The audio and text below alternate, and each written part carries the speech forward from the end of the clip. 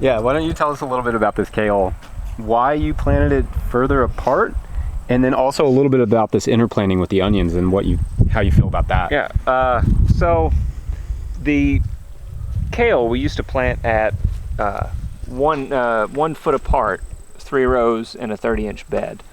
And we would get a lot of stuff that's maybe this size that we would end up having to bag, especially later in the season. And we wanted to get away from bags, and actually our customers really appreciate us getting more away from bags. So we wanted something bigger, so we kicked it out to 15 inches, double row. And when I planted that the first time, I thought, well, there's a lot of wasted space in the middle of this bed. I really like the end result. When you get down here to leaves that are, you know, this size, that makes a really good, when you bundle those together, that's a really solid bunch. But we had a lot of wasted space in the middle. So I'm trying to sneak things like green onions, because I don't like setting an entire bed to green onions if they grow so well as an interplant. So we tried them, several different places throughout the year, this year, and had luck in places and not so much luck in others.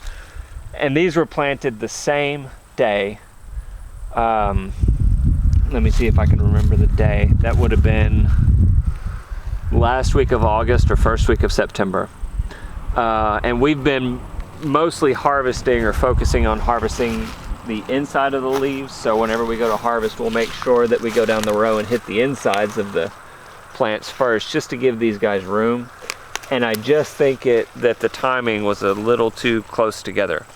So the kale was too big? The kale was getting too big. The kale got out into the center of the bed before the green onions really had time to push through the canopy. And they're doing all right. If you're really going to hit a bed of kale hard, I would say that that's fine. But,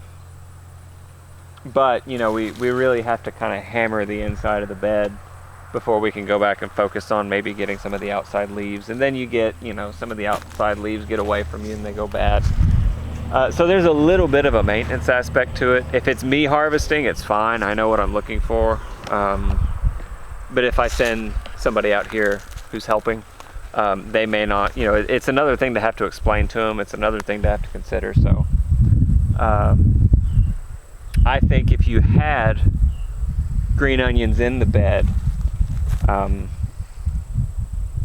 already, and then did kale at this spacing, that would work great.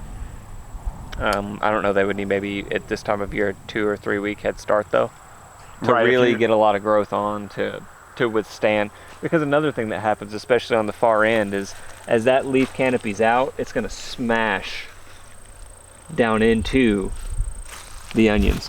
And so the ones that are further down on the end of this 100-foot section here, they're broken and pushed over. And as you go further down, what's funny is you go further down, the green onions get smaller and smaller and smaller, where we've had to wait to be able to harvest down the row. Right. So because this, we'll cycle through. This bed will last us 2 weeks. That bed will last us 2 weeks. And so, it took us 2 full weeks to get down to the end of that bed. And then so our onions were a lot smaller down there because they hadn't had the clearing of the beds that this up here had.